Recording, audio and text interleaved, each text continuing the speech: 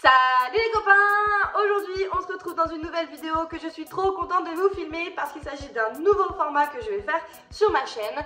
Comme vous l'avez vu dans le titre, aujourd'hui on se retrouve pour que je puisse vous raconter des anecdotes croustillantes, rigolotes, mignonnes, flippantes, enfin bref. Vous avez été nombreux à m'envoyer vos anecdotes et il y en a pour tous les goûts. Clairement, je suis encore de bonne humeur, mais ça fait 6 fois que je filme cette vidéo. J'espère que elle va enfin fonctionner, que je sais pas, que je vais pas bégayer, que je vais pas me tromper, que je vais pas galérer à lire, puisque en fait, notamment dans une des anecdotes, la fille m'a fait du coup un long pavé grâce à la commande vocale et du coup je dois retravailler plus ou moins les phrases pour que ce que je raconte du coup soit français et je le fais clairement en direct ici dans cette vidéo. L'idée c'est que je ne coupe pas la vidéo 300 fois et que je la recommence pas 300 fois, mais clairement on est mal barré puisque ça fait déjà 6 fois. Donc bref, trêve de blabla, aujourd'hui je vous raconte toutes ces anecdotes, j'espère qu'on va bien en rire et j'espère que cette vidéo va vous plaire. Alors c'est parti, on commence tout de suite pour la première anecdote.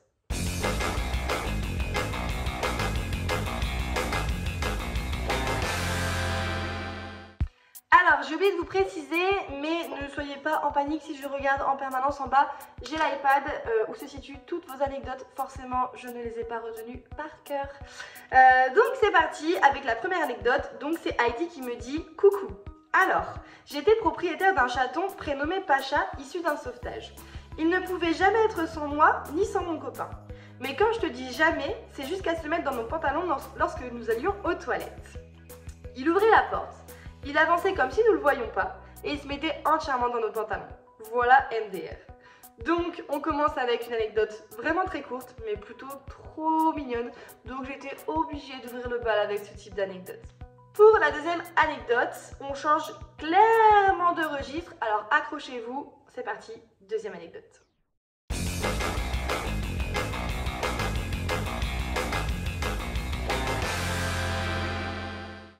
Deuxième anecdote, on peut remercier Orlan pour cette histoire qui m'a fait plutôt bien flipper au départ.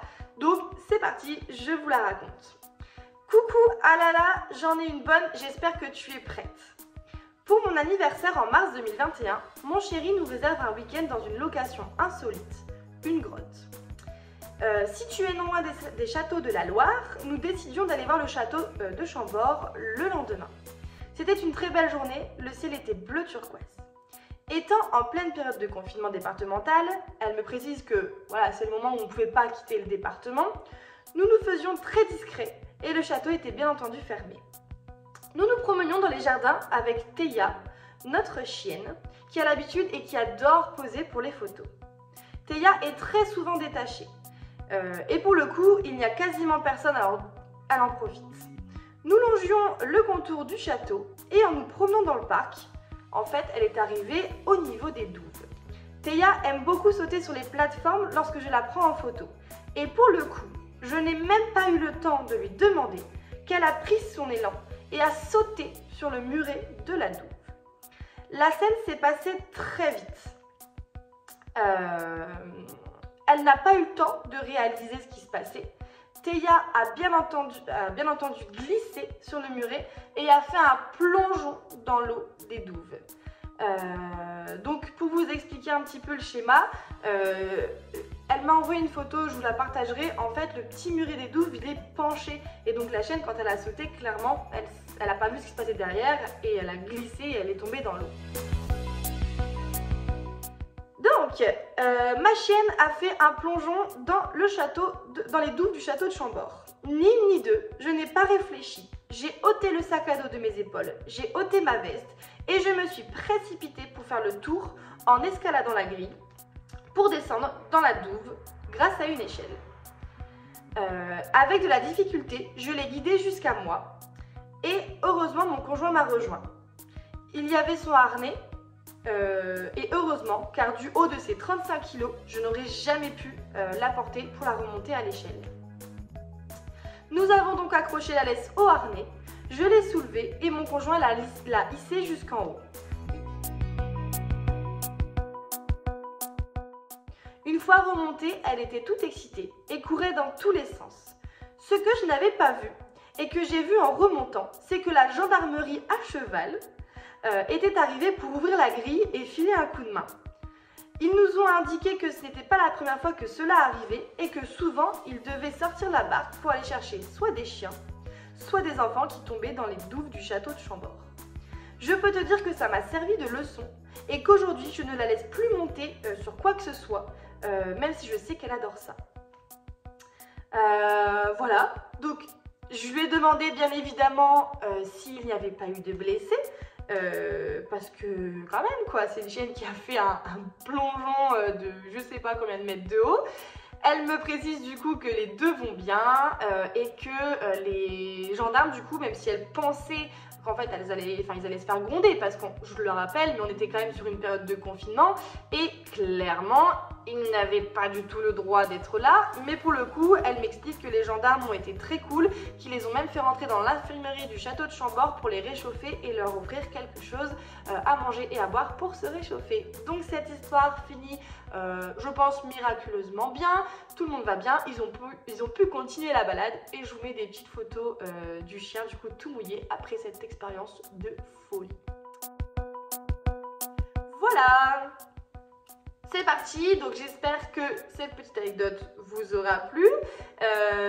Sérieusement, moi mon sang n'a fait qu'un tour quand j'ai appris que la chienne était tombée, qu'elle aurait pu se blesser, je m'attendais au pire et au final tout va bien. Mais bon bref, on est parti, on passe à la troisième anecdote.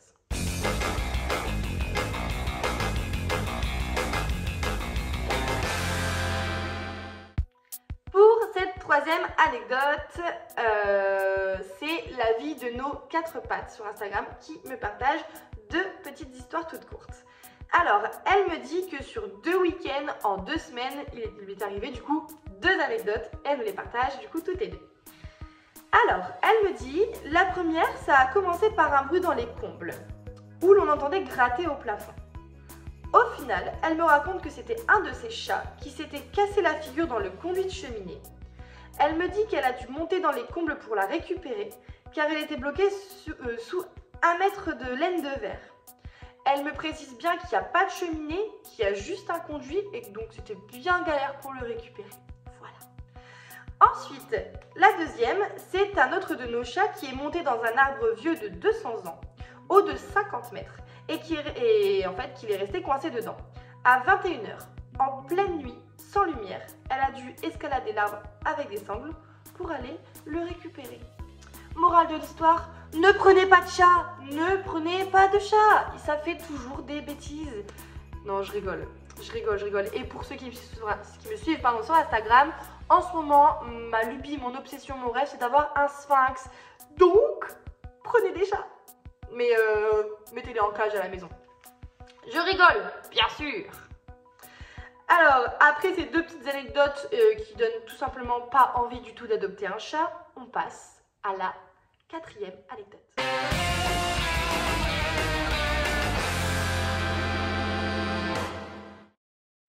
Pour cette 4e anecdote qui est plutôt rigolote, c'est Jojo et l'Arche de Delou qui nous la partagent.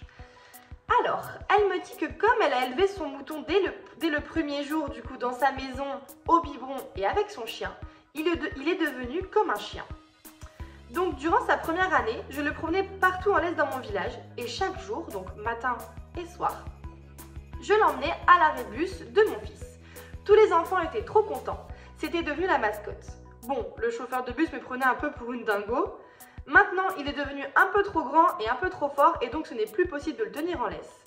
Mais sinon, elle me dit que comme elle a une ferme pédagogique itinérante, lors de ses animations, ces animaux ont pris l'ascenseur, ont fait des animations en bord de plage, sur la Côte d'Azur et ont même été sur les terrasses d'une crèche à Monaco, face au port et aux rochers de la famille souveraine de Monaco. Voilà, donc clairement, on va pas se mentir, elle vit sa meilleure life avec ses animaux de ferme. Voilà, clairement, un exemple. Bientôt, vous allez me voir dans les hôpitaux et dans je ne sais quoi avec mes chèvres, mes moutons et ma vache. Sachez-le.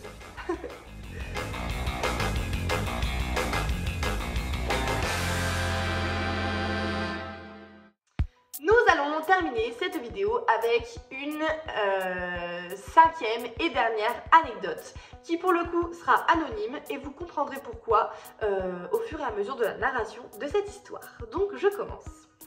Il y a environ un mois, j'ai cru avoir perdu mon chat.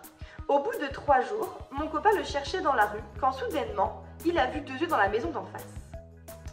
Le propriétaire de la maison avait changé depuis peu et son nom n'était même pas inscrit sur la boîte aux lettres. Nous avons donc essayé malgré tout de le contacter, mais visiblement, il était parti en vacances et en plus, impossible de le retrouver. Alors nous avons appelé les pompiers, la police, mais ils nous ont dit qu'ils ne pouvaient rien faire. Alors, prête à tout pour sauver mon chat, quitte à même casser un carreau, et sachant qu'il était enfermé depuis 3 jours potentiellement sans eau ni nourriture, me voilà en train d'escalader le mur du voisin. Pour une raison inconnue, j'eus l'idée d'essayer d'ouvrir le garage et là, miracle, elle était ouverte, alors mon chat est sorti tranquillement. Voilà, si tu l'utilises pour ta vidéo, je préfère être anonyme, les entrées par effraction, c'est pas top. D'où le fait que je ne citerai aucun nom. Donc encore une anecdote pour les chats. Franchement, je veux un sphinx absolument, hein, mais je vais finir par me dire que c'est peut-être pas une bonne idée parce que clairement, il n'y a que vos chats qui vous font vivre des dingueries, des trucs de fou. Donc je vais y réfléchir, mais après je sais ce qu'est le chat puisque j'en ai déjà eu plusieurs. Mais quand même, franchement, ce genre de vidéo me dissuade, clairement. Donc voilà, cette vidéo est terminée. J'espère que ce type de vidéo vous plaît et n'hésitez pas, comme je vous le disais en début de vidéo, si jamais vous souhaitez avoir d'autres narrations, d'anecdotes avec d'autres thèmes, hein, forcément, n'hésitez pas à me le demander en commentaire. En tout cas, comme d'habitude, vous le savez, je vous encourage vivement, si vous aimez ma chaîne et mon contenu, à vous abonner à la chaîne. Vous pouvez aussi me rejoindre directement sur le compte Instagram, donc du même nom que la chaîne YouTube, le domaine de Suzy. Et n'hésitez pas à liker, à partager, à commenter, enfin, à essayer de me donner un petit peu de visibilité. Si ça vous plaît, ça serait toujours plaisant. Voilà. En tout cas, je vous fais de gros bisous. Je vous dis à bientôt pour une prochaine vidéo. Ciao, ciao!